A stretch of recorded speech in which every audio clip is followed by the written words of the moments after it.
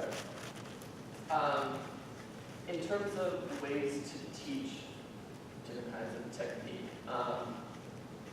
in Rumba, so you have like the hip action.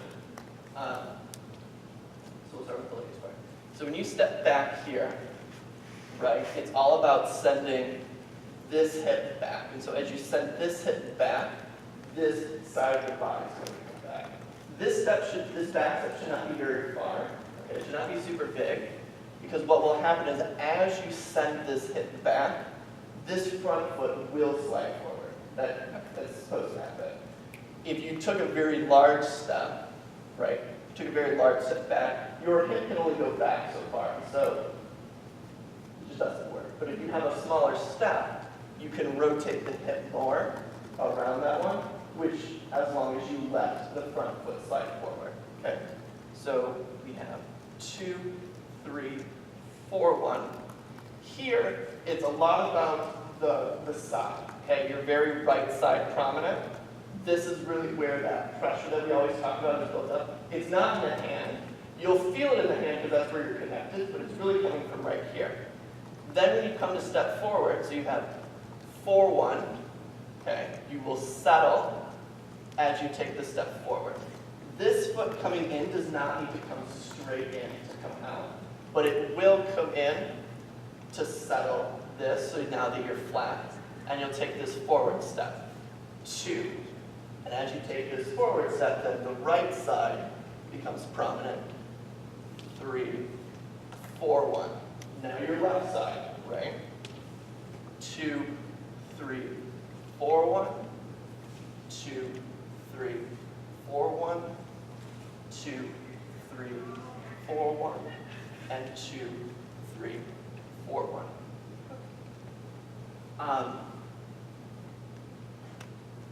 Yes, so in Latin there's a limit to the amount of hip action you can do. Okay, so rumba, yes, it's Latin, should be a lot of hip action. But when you take this step forward, you can only rotate the hip until the knee hits the back of your forward leg. Once you get there, your hip action's done.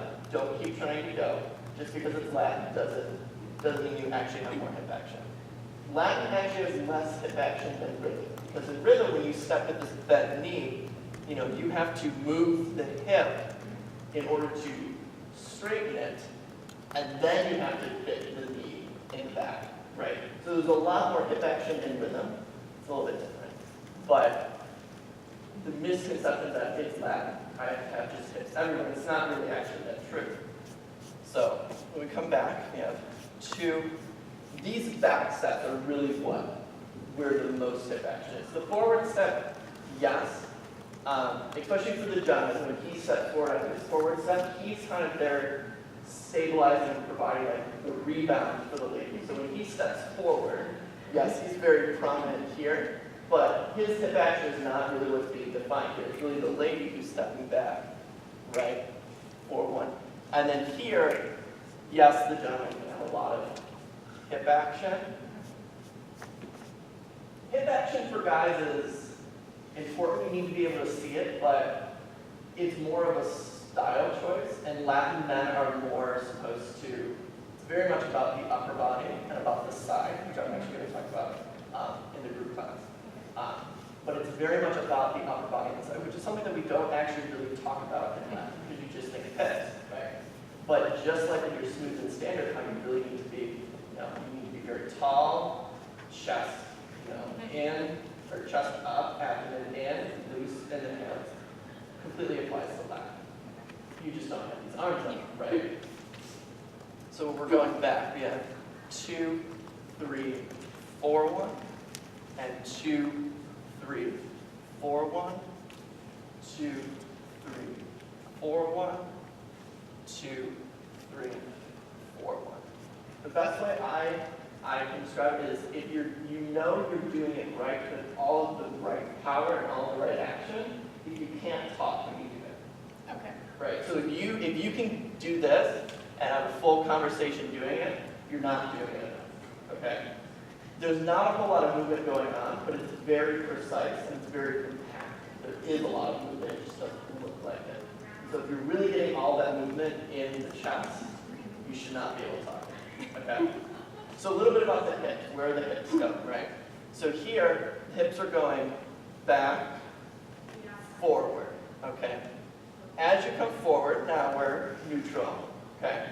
When you take this step, the hip is coming here to the diagonal. It does not go straight to the side, because to go to the diagonal, you have to get it, you have to get to the diagonal to then come around to flat. If you just step to the side and you bring this foot in, your hips are not moving, right? So you have to go to the diagonal.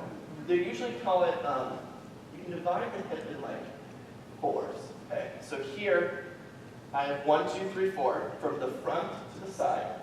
From this side to the back, I have 1, 2, 3, 4, and then 8 on the other side. So you can think of it as, here you're hitting 1, now you're going 2, 3, 4 flat, okay? Now when I take this step forward, I'm also going to the side here.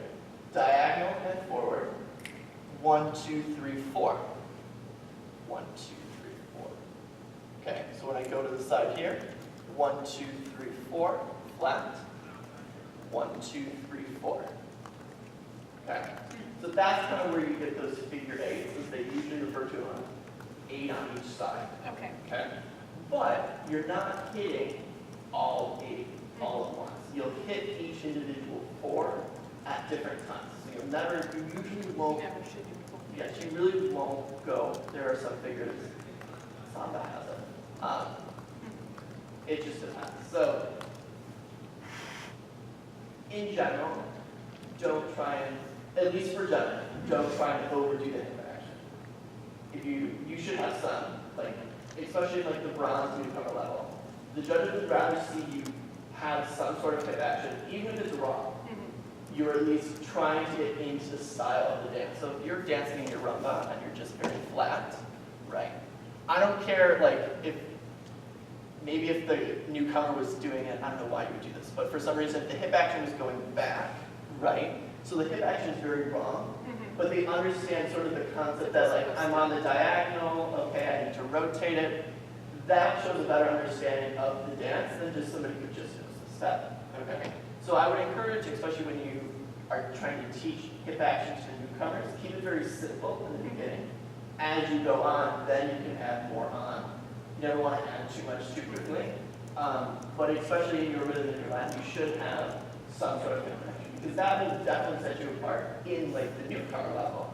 When everybody, they're brand new and they're trying to figure out like, okay, most of them are trying to be on time in the rumba, but what will help is as you're going in this 4-1, if you really build this up 4-1, 2, 3, 4-1, if you really build it and keep going, and then on 1 you release and settle, that's what's going to keep them on time. Because they always rush through that 4-1 because they don't know what they're supposed to be doing. Because there's all of this hip action that they should be doing that they aren't doing because they don't know it yet.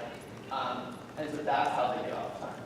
Right. It's usually not that they don't hear the music or they're not hearing the timing. It's because they don't know that there's a pause there for all this hip action.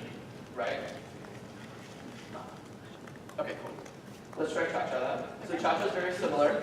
When you go back, you still have this 2, 3. Now, when you head back in cha-cha, you still want to get all of this, right? Same idea as the rumba, but you're simply not going to have enough time, okay? So get as much as you can.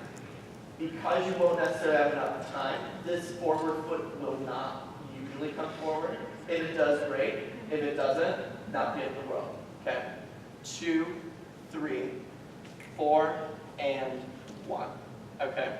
So this step, you can actually think of it as your dance steps. So you have first position, second position, all of that. So you have second, third, second, and then fourth, second, third, second. Okay. 2, 3, cha, cha, cha, and 2, 3, cha, cha, cha, 2, 3, chop, chop, chop. In cha-cha, you want to accent 1 and 3, okay? So when you're coming here on chop, chop, 1, there should be a ever slight pause. So if you see like a lot of like pro couples, like they'll do a bunch of like crazy spins, and then there's like boom for like the splittest second before they go into like something, whatever. It's always on 1 or 3. Three's harder to do. The reason it's 3, so you have 4 and 1, 2, 3. So you have finished the hip action, right? So you went 2, right? And so you're kind of accenting and waiting before you go chop, chop, 1. Okay. Okay, so it's like that, the calm before the storm, if you will. Chop, chop, 1, 2, 3, and chop, chop, 1, 2, 3, chop, chop, 1, 2, 3, right? And then same thing with the hip action. So when you're coming to the side, still going there, chop, this is neutral, okay? And then you're going to push up and basically send the hip all the way around. Chop. This hip should be back, this is forward. So this is the part where you get it all the way. Okay. Chop, chop, boom. And then 2, 3, chop, chop, boom. 2, 3, chop, chop, boom. 2, 3. Yes? Yes. Does that help? Yes. Okay. That's a lot. So that's kind of the basics for cha-cha and rumba. I'm going to do jive in the workshop, so we can do a little bit of samba. Okay. Samba, all about the bounce, but more specifically how you kind of shape the samba, okay? So, they just do the whisk and the, okay, cool. Do you think know samba? We know the limits. Okay. Which is basically.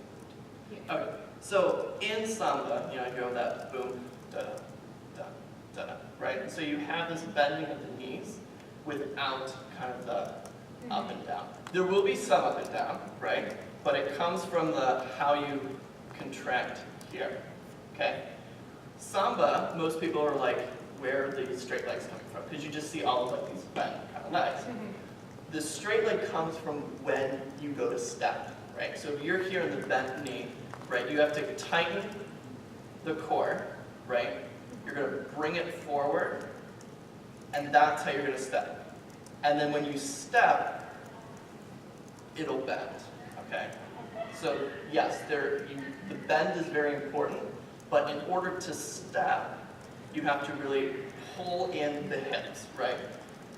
1, up, and then here you send the hip back in your whisk, and you're going to get into this very unstable position that you should never actually stay in, where your weight is over your back foot, okay? That you have no heel on the ground or anything, and then you settle back down into 2 bent knees, okay? Then when you go to step again, tighten, 1, 2, 3, 4. So it's on the that you have that tightening. So Okay. before you go, so if you have 1, 2, 3, 4. 1, 2, 3, 4. 1, 2, 3, 4. Okay. Okay. In the whisk, here, you're going to keep the upper body still towards your partner, but the hip has now come around, okay, in order to send the weight back. So similar in the cha-cha when the guy has that back break, his chest is still staying forward, but his hips are all rotated because all of the weight's now, because he had to move the hip back. So you have 1, 2, 3, 4. So when it comes for then the stationary samba walks, so you have 1, 2. So the reason you don't have 1, 2, right? So here you have 1 on the you know, here you're straightening the legs, right? and then you send the hip back. 1, up, 2, up, 3, up, 4. When you then go to take that step forward, you have to tighten here. 1, up, 2, up, 3, up, 4. This forward foot will slide a little bit. So like if you do like the samba walks, you have the foot there, but as you start to bend it, the foot slides. Right? So you can- Because in order to maximize the hip action, this is a lot, but in order to maximize the hip action, you can only reach without getting too high up, because you don't want to bounce. You can only reach with this foot so much, but as you start to take it, the foot will slide a little bit, okay? So there's a lot of like sliding action in samba. So in these stationary samba walks, which are not stationary, you have 1, up, 2, up, 3, up, 4, right? And so when you send the hip back, it might